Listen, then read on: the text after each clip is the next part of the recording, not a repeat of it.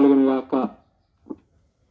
ప్రియమైన తాళ్ళూరు గ్రామస్తులారా, ఈ యొక్క ఉదయకాల సమయంలో దేవుని యొక్క సువార్తను ప్రకటించడానికి దేవుడు సమయం అనుగ్రహించాడు. ప్రియులారా, మేము ప్రకటిస్తున్నాము యేసుక్రీస్తు ప్రభువారి గురించి. యేసుక్రీస్తు ప్రభువారు భయపడే వారికి అభయమునిచ్చే దేవుడు. ఆయన భయపడుతున్నటువంటి వారికి సహాయం చేయగల దేవుడు. ఈ లోకంలో చాలామంది అనేకమైనటువంటి భయాలతో ఉన్నారు. ఎన్నో భయాలతో జీవిస్తూ ఉన్నారు. ఏమి భయం అంటే, ఒక వ్యక్తి తన కుటుంబాన్ని బట్టి భయపడతా ఉన్నాడు.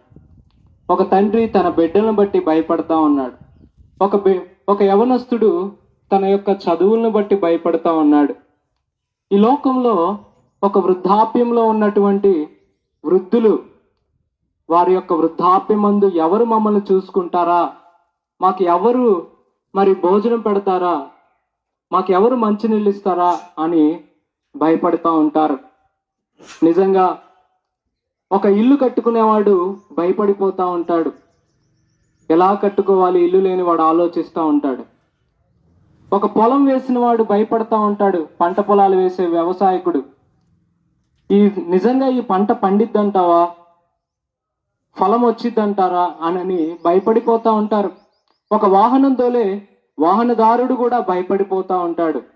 బయలుదేరిన స్థానం నుంచి గమ్యస్థానానికి వెళ్ళగలమా లేదా అని. ఈ విధంగా లోకంలో ఉన్న ప్రతి ఒక్కళ్ళు ఈ రోజున మన అందరం చూస్తూనే ఉన్నాం. ఏ వ్యక్తిలో భయం లేదని చెప్పలేం.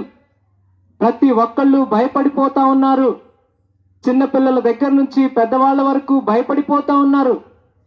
ఇది చెప్పేది అబద్ధమా అంటే అబద్ధం కాదు. ప్రతి ఒక్కళ్ళు నిజమే అని ఒప్పుకోవాల్సిందే.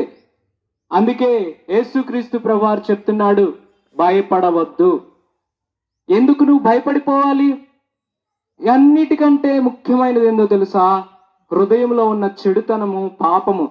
దాని వలన భయం వచ్చింది. ఆ భయం ఏంటంటే మరణానికి తీసుకెళ్ళిద్ది. మరణం అనేది ఒక వ్యక్తిని నరకానికి తీసుకెళ్ళిద్ది. పరిశుద్ధమైన బైబిల్ గ్రంథంలో పాపం వల్ల వచ్చే జీతం మరణం అని ఉంది. మనం భయపడిపోతున్నామే.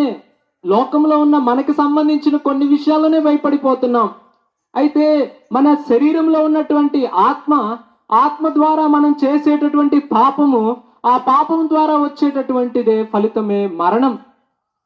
నిజంగా ఎంతమంది మరణం అయిపోతున్నారు.